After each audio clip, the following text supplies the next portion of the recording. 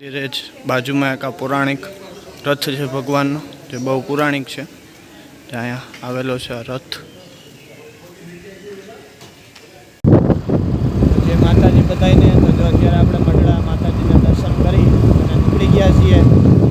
હવે આપણે નક્કી એવું કર્યું છે કે મોરાસા તિરુપતિ બાલાજી મંદિર છે ને વિષ્ણુ ભગવાન, ત્યાં જવું છે. પહેલાં તો નક્કી એમ હતું કે સીધા ઘરે જ વયા જાય, પણ હાઈવેથી 7-8 કિલોમીટર જ અંદર છે. આપણે ત્યાંય દર્શન કરતા જઈએ. તો હાલો હવે તમને ભેગા ત્યાંના દર્શન કરાવશું.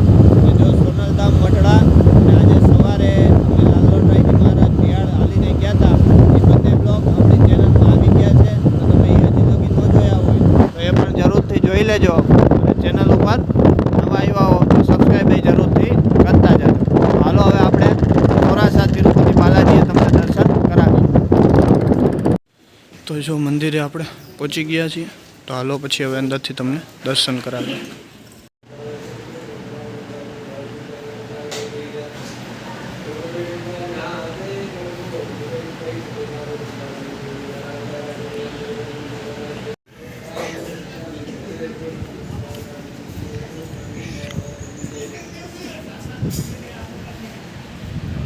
ધીરે જ બાજુમાં એક આ પૌરાણિક રથ છે ભગવાનનો, જે બહુ પૌરાણિક છે.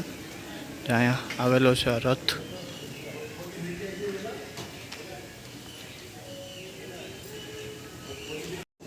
તો જો આ તો ખોરાસા લક્ષ્મીનારાયણ ભગવાન તિરુપતિ બાલાજી મંદિરનો વિડીયો. તમે આ મંદિરે આવી ગયા છો કે નહીં તે કોમેન્ટ બોક્સમાં જરૂરથી જણાવજો. અને જો તમને આ વિડીયો પસંદ આવ્યો હોય તો વિડીયોને લાઇક, શેર અને ચેનલ ઉપર પહેલી વાર આવ્યા હો તો ચેનલને સબસ્ક્રાઈબ કરવાનું ના ભૂલતા.